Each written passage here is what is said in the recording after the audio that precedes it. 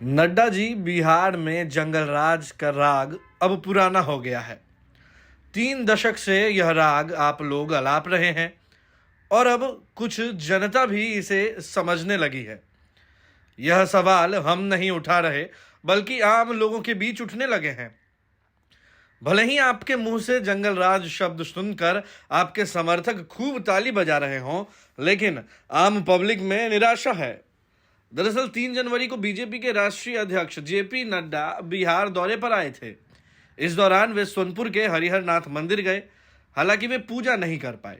उनके पहुंचने के पहले ही मंदिर का दरवाजा बंद हो गया था। दोपहर 12 बजे से मंदिर का दरवाजा बंद होने का वर्षों से नियम बना हुआ है। देर से पहुंचने के कारण वे मंदिर के अंदर जाकर पूजा नहीं कर पाए। इसके बाद वे लोकतंत्र की जननी वैशाली पहुंचे। वहीं से उनका जंगल राज वाला मामला शुरू होता है। दरअसल जेपी नड्डा से लोगों को उम्मीद थी कि वे बिहार के महागठबंधन सरकार पर कुछ नए ढंग से हमला बोलेंगे, नीतीश कुमार और तेजस्वी यादव को विकास पर घेरेंगे। लेकिन वे जंगल राज वाले मुद्दे को ही बार बार उछालते रहे। उन्होंने फिर पुराना लाग अलापा और कहा कि बिहार में जंगल राज आ गया है। हम शुरू से ही कह रहे थे कि बिहार में यदि आरजेडी सत्ता में आती है तो जंगल राज आ जाएगा, और मैं अब भी कह रहा हूं कि बिहार में जंगल राज आ गया है। इसी के बाद से यह सवाल सियासी गलियारों में कौंधने लगा है कि क्या बीजेपी के पास जंगल राज के अलावा और कोई मुद्दा है भी या नहीं। वह जंगल राज से आगे क्यों नहीं बढ़ पा रहे हैं। आपको बता दें कि पिछले साल सितंबर में जब केंद्रीय मंत्री अमित शाह का भी बिहार के सीमांचल में दौरा हुआ था, तो उस समय भी लोगों को लगा था कि वे कुछ नए अंदाज में बरसेंगे, क्योंकि बिहार में बीजेपी की सरकार गिरने के बाद वे पहली बार यहां आए थे। लेकिन अमित शाह भी जंगल राज के मुद्दे से आगे नहीं बढ़ पाए और अब जेपी नड्डा के रिकॉर्ड की सुई जंगल राज पर ही अटकी है। जबकि वर्तमान में बिहार की स्थिति यह है कि यहाँ पिछले एक पखवाड़े से अपराध में बेहद ही कमी आई है। बिहार के नए डीजीपी आरएस भट्टी के आने के बाद अब पुलिस अपराधियों को दौड़ा दौड़ा कर पकड़ रही है, जबकि इससे ज्यादा क्राइम तो बीजेपी शासित राज्यों में हो रहा है। यूपी एमपी की ही फाइल उठाकर देख लीजिए।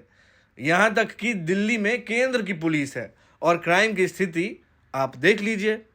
वैशाली लोकसभा के पारू में बीजेपी के राष्ट्रीय अध्यक्ष जेपी नड्डा ने जंगल राज को लेकर क्या क्या कहा, पहले आप उसे सुनिए, फिर हम सुनाएंगे कि पहले और अब में क्या बदल गया है। तो मैं आपको आगाह करता था कि अगर ये आरजेडी की सरकार आ जाएगी, अगर ये तेजस्वी की सरकार आ जाएगी तो जंगल राज आ जाएगी।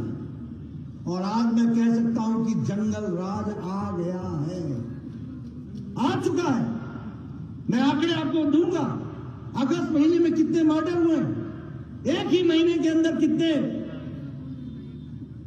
एक्सटॉर्शन हुए, एक ही महीने के अंदर कितने लोगों को बंधक बनाया गया है, महिलाओं के साथ कितना अत्याचार हो रहा है, लॉ एंड ऑर्डर एकदम जिसको बोलते हैं ध्वस्त हो चुका है, प्रशासन पर पकड़ खत्म हो गई है। मुझे तो यह भी अब समझ में नहीं आता है कि सुशासन बाबू की सरकार में शासन कौन कर रहा है।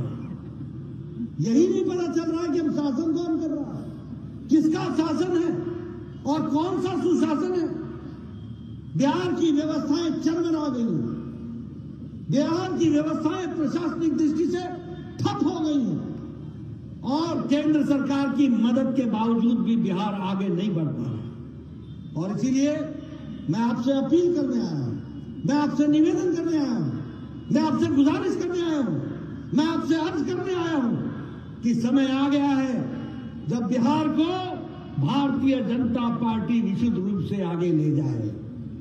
तो सुना आपने कि जेपी नड्डा क्या कुछ कह रहे थे। उन्होंने साफ कहा कि 2020 के बिहार विधानसभा चुनाव के समय ही हमने आगाह कर दिया था कि आरजेडी की सरकार आ गई या तेजस्वी सरकार में आ गए तो जंगल राज आ जाएगा। और मैं दावे के साथ कह सकता हूं कि जंगल राज आ गया है। यहाँ लॉ एंड ऑर्डर पूरी तरह से ध्वस्त हो गया है। प्रशासन पर सरकार की पकड़ बिल्कुल नहीं रही है। उन्होंने यह भी कहा कि अगस्त माह में देखिए बिहार में कितने मर्डर हो गए, कितने ही एक्सटॉर्शन के मामले आ गए, कितने लोगों को बंधक बना लिया गया, पता ही नहीं चला कि बिहार में सुशासन के नाम पर किसका शासन चल रहा है। इसके बाद से ही बिहार की सियासी गलियारों में एक बार फिर से यह सवाल कौंधने लगा है कि बीजेपी के पास जंगल राज के मुद्दे के अलावा कोई मुद्दा है भी या नहीं। दरअसल बिहार में जब पहली बार 2005 में सत्ता परिवर्तन हुआ तो बीजेपी जंगल राज का मुद्दा बार बार उठाते रहा करती थी। 1990 से लेकर 2005 तक बिहार में आरजेडी की सरकार थी, तब लालू मुख्यमंत्री हुआ करते थे। बाद में चारा घोटाले के मामले शुरू होने के बाद यह पद राबड़ी देवी ने संभाला। भाजपा आरोप लगाती है कि तब बिहार में जंगल राज हुआ करता था। 2005 में आरजेडी की सरकार चली गई और नीतीश कुमार मुख्यमंत्री बने। उनका मुख्यमंत्री बनने का सफर समता पार्टी से शुरू हुआ और जेडीयू में भी जारी रहा। बीच में कुछ दिनों के लिए जीतन राम मांझी को मुख्यमंत्री बनाया गया। बीजेपी उनकी सहयोगी पार्टी तब भी रही, यानी आप कह सकते हैं कि बीजेपी कभी अपने दम पर सत्ता में आज तक बिहार में नहीं आ पाई है। इसके बाद भी वह 2 बार सत्ता से हटी और महागठबंधन को सत्ता की चाबी मिली, लेकिन मुख्यमंत्री की कुर्सी नीतीश कुमार के पास रही। हालांकि उप मुख्यमंत्री तेजस्वी यादव बने, लेकिन बीजेपी वालों के पास वही पुराना राग अलापने के अलावा और कोई नया मुद्दा है नहीं ताकि वो सरकार के खिलाफ आवाज बुलंद कर पाए। बिहार में एक बार फिर से सत्ता परिवर्तन हुआ और 9 अगस्त को बिहार में महागठबंधन की सरकार बनी। देखते ही देखते बीजेपी सत्ता से बाहर हो गई। इसके बाद एक बार फिर वही पुराने जंगल राज वाले मुद्दे को बीजेपी उछालने लगी और बेगूसराय मामले में भी इसे खूब गाया गया। तब 2 बाइक सवार युवकों ने गोली बरसाते हुए बेगूसराय में हड़कंप मचा दी थी। ये युवक बेगूसराय के बछवाड़ा से लेकर चकिया तक करीब 30 किलोमीटर तक फायरिंग करते हुए गए थे। खास बात यह कि 30 किलोमीटर के बीच 4 थाने पड़े। इसके बाद भी अपराधी घटना को अंजाम देकर निकल गए। जो व्यक्ति शूटर के निशाने पर आए वे उसे गोली मारते हुए निकले। इस दौरान 10 लोगों को गोली लगी, जिनमें एक व्यक्ति की मौत हो गई।